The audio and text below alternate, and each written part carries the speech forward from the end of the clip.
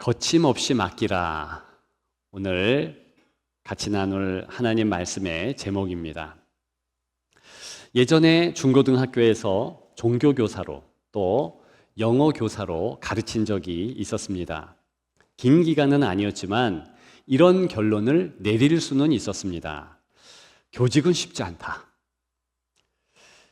교환 만들어야죠. 아이들 상담해야죠. 학교 행정은 왜 이렇게 많은지요? 참 바빴습니다. 이 자리를 빌어서 일선 학교에서 일하시는 모든 기독 교사들을 응원합니다. 오늘 본문 31절, 사도 바울은 담대하게 거침없이 가르쳤다 했습니다.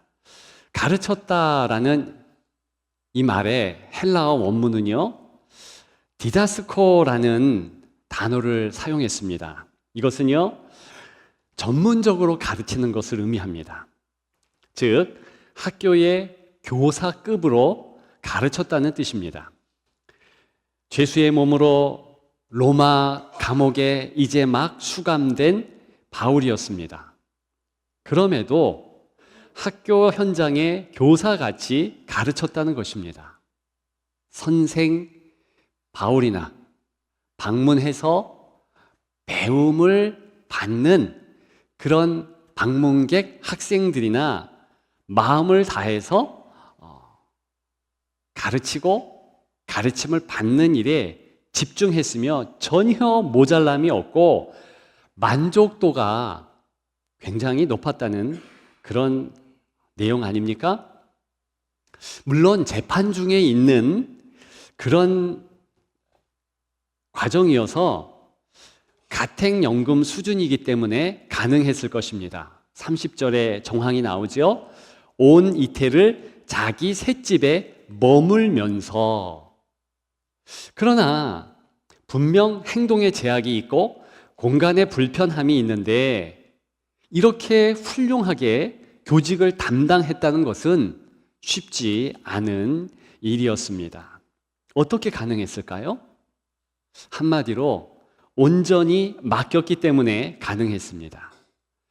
본문의 표현을 빌리자면 거침없이 맡겼기 때문입니다. 사도 바울이 이렇게 가르치는 일만 맡겼을까요? 아니지요. 가르치는 일뿐만이 아니라 모든 자신의 일을 맡기고 살았음을 의미합니다. 사실 성도는 무엇이든 맡겨야 삽니다. 사도 바울이 그런 모습을 보여준 것 뿐이지요. 머뭇거리지 말고 맡겨야 된다. 그것이 오늘 본문의 교훈 아닙니까? 이 시간을 통하여서 대표적으로 맡긴 것 몇 가지를 살펴보려고 합니다. 그 첫째는요, 자신에 대한 평가를 맡겼다는 것입니다. 관계 스트레스를 맡겼다는 의미죠. 예나 지금이나 사람들이 모이면 이 관계적 스트레스가 참 많습니다. 학교 현장을 보십시오. 교사들이 왜 힘든가 경험해 보니까 보는 눈이 많습니다. 아이들이 교사를 평가합니다. 거기서 끝나는 것이 아니에요. 부모님들이 또 평가합니다. 쉽지 않습니다. 아이들은요, 자기들끼리 부정적인 평가하던가 서로 긍정적인 평가들을 해댑니다. 그러다 보니까 왕따가 있는 것이고 학교 생활이 너무 힘든 거예요. 요즘은 더 힘들어졌다 합니다. 어른들 역시 마찬가지 아니겠습니까? 누가 나를 부정적으로 평가한다? 이것만큼 마음 힘든 것 없습니다. 교회까지 와서 그런 경우를 경험한다. 이게 굉장히 신앙생활 힘든 조건이 되지요. 많이 그래서 시험에 들었고 그래서 교회를 등지고 떠나는 그런 모습도 보게 됩니다. 이게 쉽지 않아요. 사도 바울은 오늘 본문에 보면 다 영접했다. 30절 하반절에 있죠? 오는 사람을 다 영접했다. 이 말은요, 헬라어 미완료라는 독특한 용법으로 기록됩니다. 이것은요, 계속 영접했다는 겁니다. 끊임없이 방문객이 있었고 끊임없이 그들을 가르쳤다, 그런 뜻입니다. 그런데 영접하다라는 이 단어 자체가 어떤 뜻을 내포하는가? 마음을 활짝 열고 이 입에는 한박 웃음을 짓고 눈에는 초롱초롱한 상대편을 바라보면서 안길 것 같은 그런 모습이 영접하다의 본 모습입니다. 근데 저는 이 용어가 바로 이때 사도 바울에게 쓰일 수 있을까? 의문스러웠습니다. 왜 그러냐 하면 사도 바울은요, 내심 소심남입니다. 마음이 굉장히 민감하고 남이 나를 어떻게 보는가, 특히 부정적인 평가에 대하여서 마음을 졸입니다. 그게 성도들의 일반적인 모습이기도 하지요. 아무튼 바로 이렇게 수감되기 전에 3차 전도 여행을 끝나고 몇 편의 서신을 씁니다. 그 가운데 하나가 고린도 후서인데요. 고린도 후서 10장 10절에 보면 그가 상처받은 내용을 잘 서술하고 있고, 이것을 세 번역으로 말씀을 드리면 이렇습니다. 바울의 편지는 무게가 있고 힘 있지만 그는 약하고 말 주변도 변변치 못하다 하고 말하는 사람들이 있습니다. 이걸 누가 썼는가? 상처받은 사도 바울이 기록했다는 겁니다. 그런 형국이에요. 얼마 전 일입니다. 근데 지금은 더 상황이 안 좋아졌어요. 로마로 갔는데 수인의 몸입니다. 갇힌 겁니다. 사람들은 왜 이렇게 많이 오나요? 그런 갇힌 것 자체도 괴로운데 그들의 평가, 때로는 좋겠지만 수군수군 할 수도 있잖아요. 근데 오늘 본문에 사실 담대하고 거침없이 가르치더라, 여기에는 기쁨이 배겨 있는 거고요, 만족도 말씀드렸듯이 최상급을 의미하는 겁니다. 그러니까 별로 개의치 않았다, 이 뜻입니다. 유명한 심리학자지요, 메슬로우라는 분이요, 유의미한 실험을 했습니다. 그리고 결론 냈어요. 인간에게는 여러 가지 욕구, 낮은 단계부터 높은 단계까지 있는데 그 가운데 인정 욕구가 참 중요하다 그랬습니다. 가장 높은 단계가 인정받고자 하는 욕구이다. 생리적인 욕구, 배고픈 거, 그게 가장 밑바닥의 욕구고요. 그 다음에 안정의 욕구, 소속과 애정의 욕구, 그 다음이 인정 욕구인 거예요. 내가 만나는 사람들에게서 좋은 판단을 받고 싶고 박수 받고 싶다, 이것이 사람의 마음이라는 겁니다. 애들만이 아니고 어른들도 그렇고 교회에 다니며 하나님을 믿는 이들조차도 그렇다는 거예요. 그런데 이 사도 바울이 그런 남들의 평가에 대해서 적어도 오늘 본문 이 상황만큼은 늠름하고요, 신경 안 쓴다는 겁니다. 왜 이렇게 변할 수 있었을까요? 그것은 이 즈음에 강력한 하나님의 은혜를 받았기 때문에 그렇습니다. 주께서 두려워하지 말라, 내가 함께한다, 이런 정황이요, 유라굴로 광풍을 맞이하면서 그러면서 이렇게 로마로 호송되어 오면서 너무 많이 느낀 거예요. 지금도 힘드니까 더 강력하게 주께서 말씀해 주는 것을 느끼고 있는 겁니다. 그리고요, 이제는 주님의 평가가 최고 중요하다라는 것을 알게 됩니다. 혹시 모를 수도 있지 않을까? 아니, 생각도 못했는데 주 예수 그리스도께서 너의 모든 눈물, 모든 탄식, 모든 수고를 안다 말씀하셨거든요.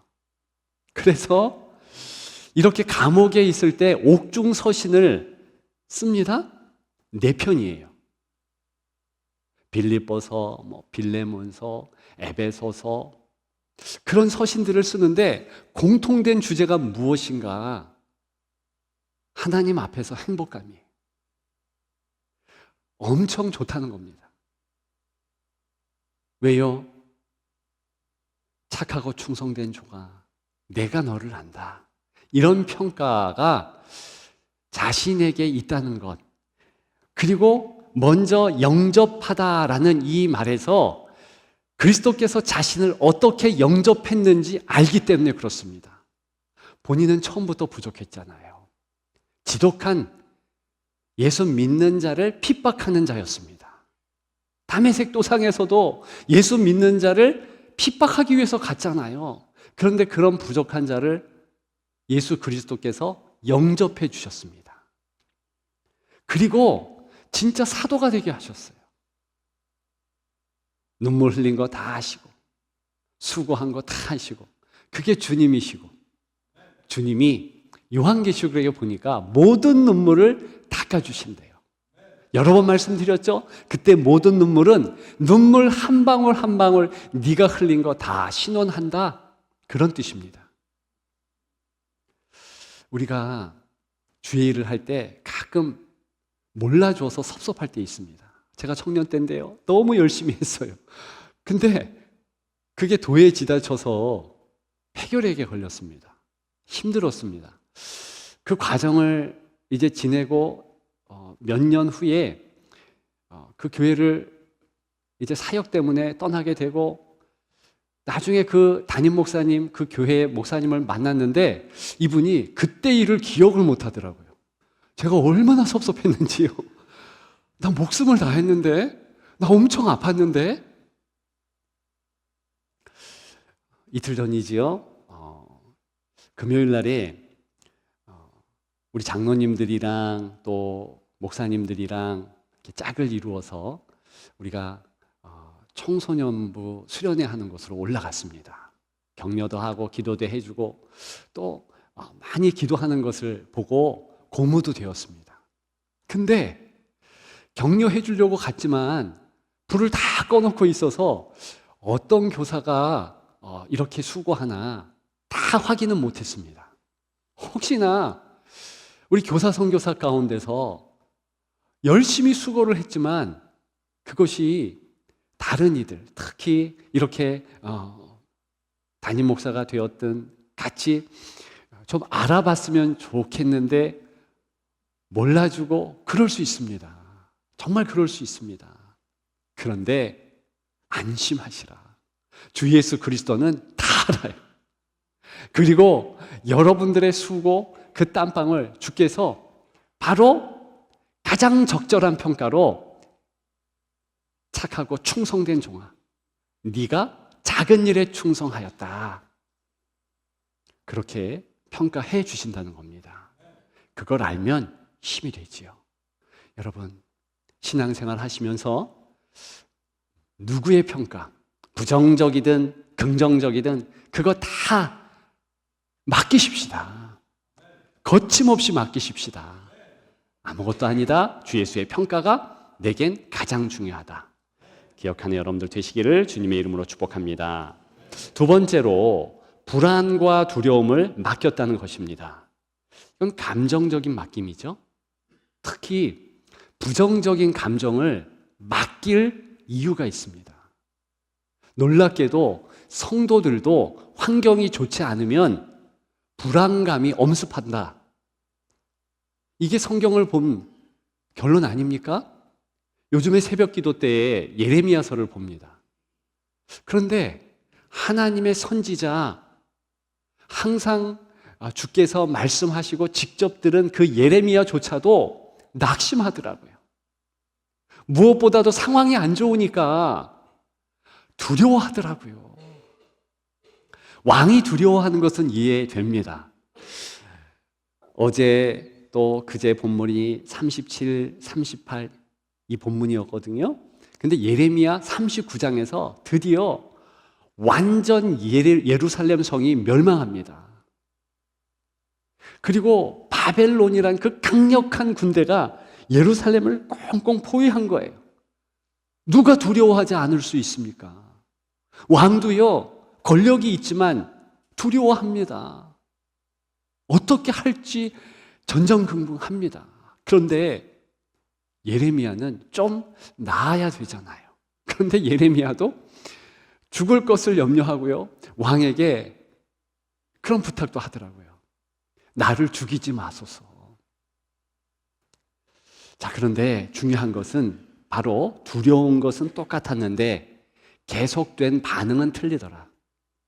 이 시드기야, 이 왕은요, 두려우니까 그것을 은폐합니다.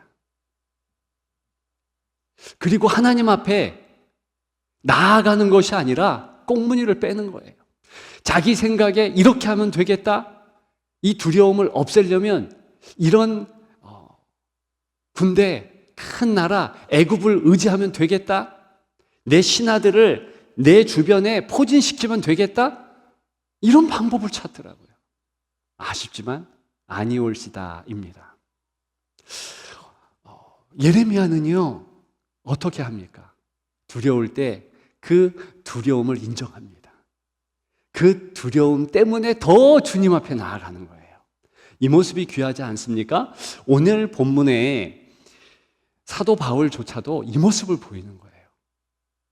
왜 감옥에 있는데 두려워하지 않겠습니까?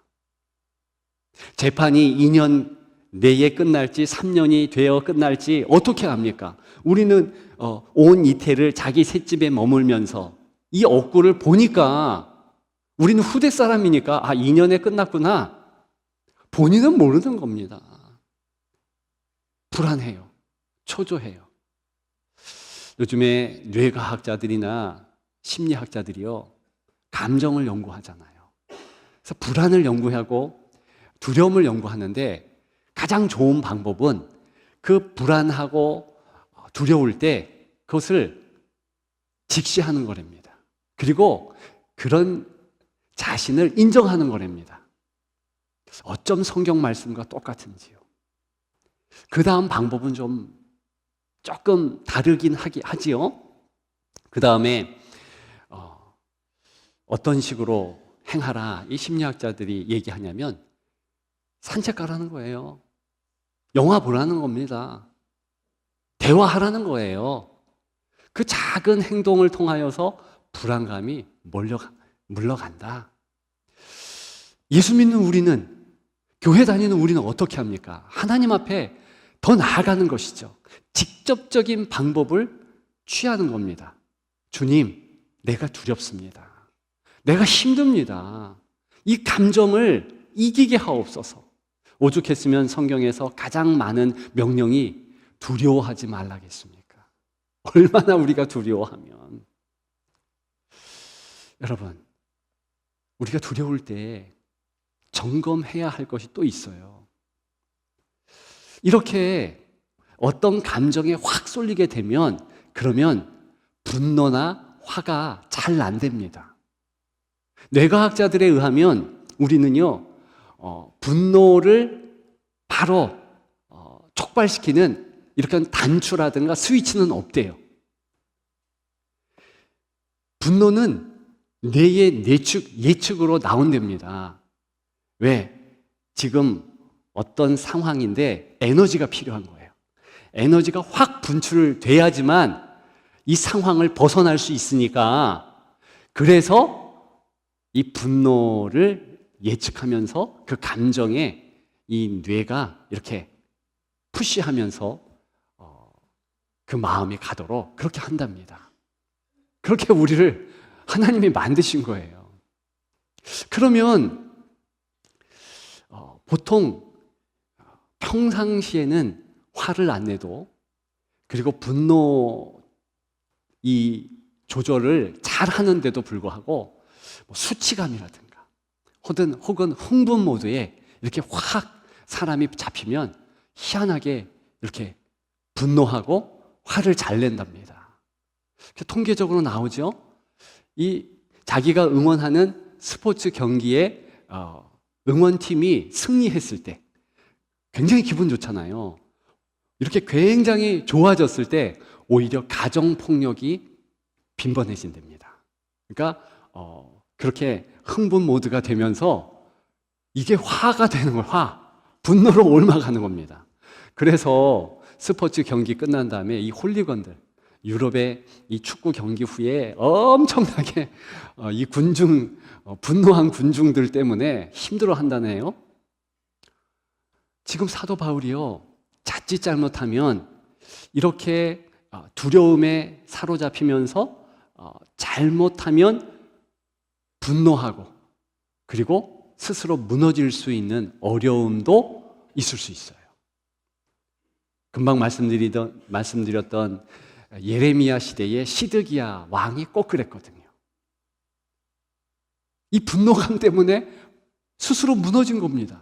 근데요, 오늘 본문의 이 사도 바울은 당당합니다. 굳굳합니다. 다시 한번 말씀드리지만 어떻게 이것이 가능하겠습니까? 하나님 앞에 내어 놓았으니까. 전능자의 그늘은요, 이런 두려움이나 불안이나 부정적 감정을 다 담아낼 수 있습니다. 그리고 그것을 다 조절할 수 있는 거예요. 우리가 그분 그늘에서 쉬어야지요. 어떤 감정이 되었던 그 감정을 그냥 놔두지 마십시다. 가장 잘한 인물이 시편을 쓴 다윗 아닙니까? 그는 슬플 때도 그 슬픔을 가지고 하나님 앞에 나왔습니다. 절망하고 수치, 죄를 지어서 자신이 부끄러울 때도 하나님 앞에 그거 가지고 나왔잖아요. 주여 어찌합니까? 남을 향한 원망감으로 가득할 때 그때도 또 주님 앞에 나왔습니다. 그러면 되는 거예요. 그러면 승리하는 겁니다. 그런 여러분들 되시기를 주님의 이름으로 축복합니다. 마지막 세 번째로 돈 문제를 맡겼습니다. 이 재정의 맡김이죠. 물질 문제, 스트레스를 주 앞에 맡기는 것이죠. 책에서 재미있는 표현을 보았습니다. 요즘 사람들이 왜 돈을 그렇게 좋아하는가? 이렇게 표현했습니다. 원하는 것을 원할 때, 원하는 사람과 원하는 만큼 오랫동안 할 수 있게 하는 것이 돈의 능력이기 때문이다. 이해되십니까? 저는 이 문장을 한 번 읽고 이해할 수 없어서 여러 번 읽어봤어요. 아, 그렇구나. 다시 한번. 원하는 것을 원할 때 원하는 사람과 원하는 만큼 오랫동안 할 수 있게 하는 것이 돈의 능력이기 때문이다. 그리고 그 돈의 능력은 바로 행복의 기초다. 이게 현대 문학과 현대 철학의 최종 결론입니다. 그래서 자본도 중요한 거고 물질도 중요한 거고 그렇게 사람들이 이구동성으로 말하고 믿고 있다는 겁니다. 자, 그렇다면 적어도 오늘 본문의 사도 바울은 불행하다라고 결론 맺어야 됩니다. 왜요? 지금 영치금으로 존재하잖아요. 영치금으로 살잖아요. 다른 일을 하고 있습니까? 아니에요. 30절에 보면 바울이 온 이태를 자기 셋집에 머물면서, 자기 셋집이래요. 이것은 렌트한 겁니다. 본인 돈을 내고 빌린 거예요. 그리고 거기를 학교처럼 그렇게 가르치는 장소, 교실로 만든 겁니다. 비록 마음대로 나갈 수도 없고 그렇게 마음대로 자유롭게는 못하지만 그렇게 만들었다는 거예요. 돈이 들까요? 안 들까요? 돈이 듭니다. 과거 이분은 텐트 메이커였어요. 장막 만드는 기술자였어요. 근데 지금은 말씀드렸잖아요. 디다스코, 가르치는 일에 전념했다고. 다른 일은 하나도 안 했다는 뜻입니다. 그럼 돈이 어디서 났을까요? 제가 영문을 해보니까 물론 이때 빌립보 교인들의 헌금이 있었습니다. 도와주었어요. 근데 그 영치금은 얼마 되지 않았습니다. 그냥 살아갔다는 거예요. 다시 한번 말씀드립니다. 이런 상황에 이 사도 바울은요, 나 하나님 앞에서 너무 행복해. 그의 내 편에 이 즈음의 서신서, 문서 기록에는요, 그것이 보편적이고 일관적인 주제였다니까요. 그러면 어떻게 이게 가능해요? 돈 없는데? 그러면 우리는 다른 가정을 이제 가져야 되는 겁니다. 아, 돈 없어도 행복할 수 있구나. 여러분, 담대하게 외치셔도 됩니다. 돈이 중요한 거 맞죠? 그런데 돈이 없어도 행복할 수 있다. 예, 정말 그렇습니다. 돈의 가치보다 우선시 되는 그 가치는 믿음의 가치죠. 믿음이 있으면 하나님이 함께 하시는 것을 알면 넉넉히 이기는 거예요.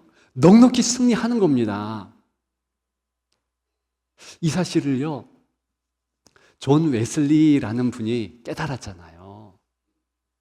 이분이요, 감리교회 창시자입니다. 저는 여러분들과 더불어서 장로교인이지만 이 감리교회 창시자인 웨슬리를 너무 존경하고 너무 좋아합니다. 이분이요, 선교사 작정을 했잖아요. 그래서 배를 타고 오랜 시간을 거쳐서 영국에서 선교지인 미국으로, 1800년도에는 미국이 신대륙이었잖아요. 거기에 선교하러 가는 거예요. 그런데 유라굴로와 같은 엄청난 풍랑을 만난 겁니다. 죽게 된 거예요. 거의 200명이 넘는 이들이요, 다 우왕좌왕하고 힘들었는데 그 가운데 한 사람이 바로 웨슬리였습니다. 근데 이상한 일단의 사람들을 목도합니다. 독일에서 온 경건주의자들인데요. 근데 이 사람들은요, 약 한 28명쯤 되는데 아이까지도 그 힘들고 어려울 때에 이 얼굴에 불안도 없고 근심도 없고 걱정도 없더라는 것이죠. 아니, 당신들은 왜 이렇게 태평합니까? 아니, 하나님이 계신데 뭐가 걱정입니까? 그때 충격을 받은 거예요. 아니, 내가 믿는 하나님과 저들이 믿는 하나님이 다른가? 그래서 이제 미국으로 왔습니다.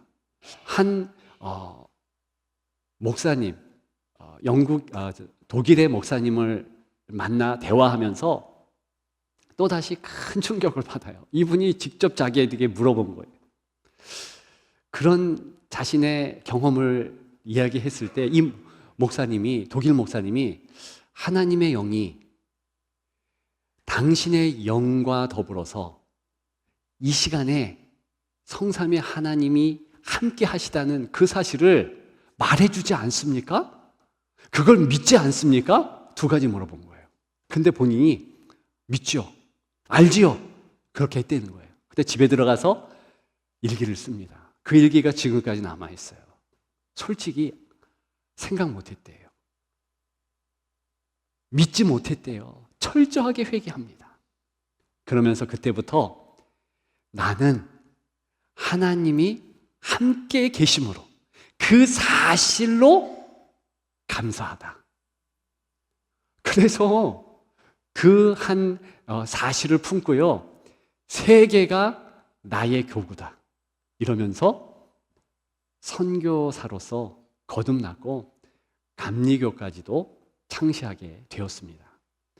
51세 폐결핵으로 그가 떠나면서요, 자기 죽을 것을 압니다. 그러면서 묘비명을 묘비에 뭘 새겨 놓을지 그것을 후대에 남깁니다. 아프니까 그렇게 할 수 있잖아요. 그 가운데 한 문장이 저의 가슴을 때렸습니다. 아, 나도 저렇게 하면 좋겠다. 하나님이 함께 하신 나의 삶은 행복했습니다. 여러분 어떠세요? 하나님이 함께 하신다는 그 사실 때문에 우리가 모든 부정적인 감정, 또 돈이 없는 그 현실, 그것도 이길 수 있을지요. 당연히 이길 수 있습니다. 모든 것을 승리할 수 있도록 하는 것이 하나님 아버지께서 함께 하신다는 그 현실이에요. 그래서 꼭 마음에 새기는 여러분들 되시기를 주님의 이름으로 축복합니다. 말씀을 준비하면서 생각난 찬송이 있었습니다. 바로 543장인데요. 후렴이 이렇습니다. 세월 지나갈수록 의지할 것뿐일세 무슨 일을 당해도 예수 의지합니다. 세월 지나갈수록 의지할 것뿐일세 무슨 일을 당해도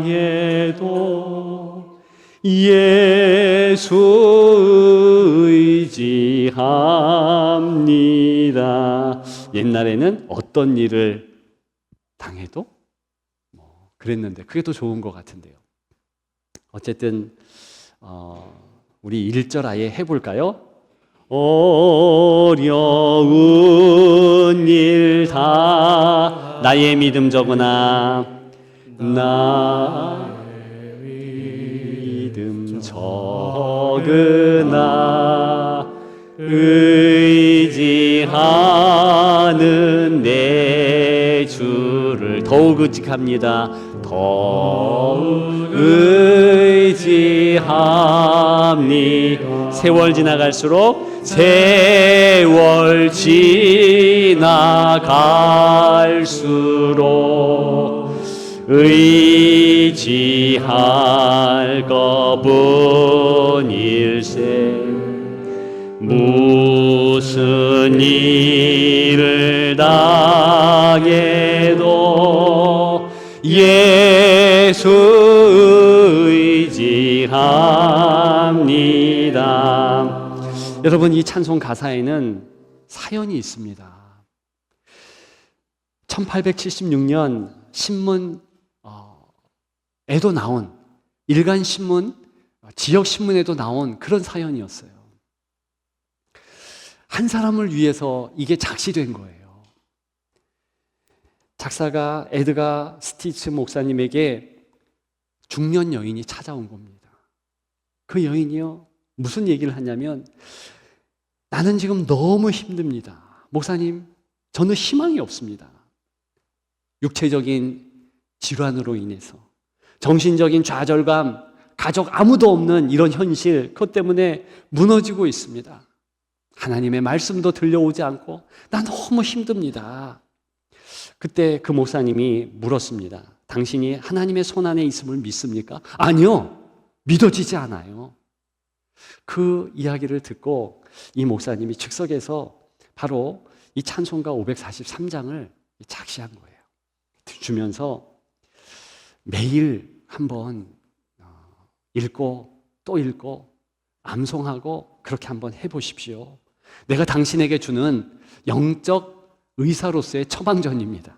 이분이요 어려운 일 당할 때 나의 믿음 적으나 의지하는 내 주를 더욱 의지합니다. 세월 지나갈수록 의지할 것뿐이네 무슨 일을 만나도 예수 의지합니다. 근데 사실은 영어 가사는요 이거예요. 내용이 내가 어제보다 오늘 주님을 조금 더 많이 의지하고 맡깁니다. 오늘 말씀의 제목으로 하자면 거침없이 맡깁니다. 더 맡깁니다. 이런 거예요. 얼마 지나지 않아서 이 여인이 기쁨에 넘쳐서 찾아왔습니다. 이 찬송 시가 나를 살렸습니다. 내가 정말 이 고백을 하면서 가만히 생각해 보니까 아니 내가 이렇게 나이 들면서 점점 더 하나님 의지하는 것이 당연하고 맡기는 것이 당연한 성도의 정황임을 깨닫게 되었습니다. 그리고 이분이요, 얼마 지나지 않아서 이 찬송시를 암송하다가 세상을 떠났습니다. 자신의 몸조차도 사랑하는 주님께 다 맡기면서. 그래서 이 찬송시는 굉장히 유명해졌고요. 그리고 아주 중요한 사실을 담고 있는, 그리고 우리가 그것을 느끼며 불러야 할 찬양입니다. 어떤 거요? 어제 내가 의지했는데 오늘 더 의지합니다. 사도 바울을 통해서 세 가지만 거침없이 맡길 것을 얘기했는데요. 어제 세 가지 그거 맡겼다면 오늘은 그것과 더불어서 한 가지 더, 내일은 더 이렇게 맡겨가고 마지막 이 땅을 떠날 때는 우리의 영혼까지도, 우리의 육신까지도 우리를 사랑하시는 아버지 하나님께, 우리의 주인이신 그리스도께 맡기는 거예요. 우리의 모든 삶을 성령 하나님께 맡기는 겁니다. 그러면 우리는 승리하는 거예요. 여러분, 각오하십시다. 어제보다 더 맡기리라. 오늘보다 내일 더 맡기리라. 그런 여러분들 되시기를 주님의 이름으로 축복합니다.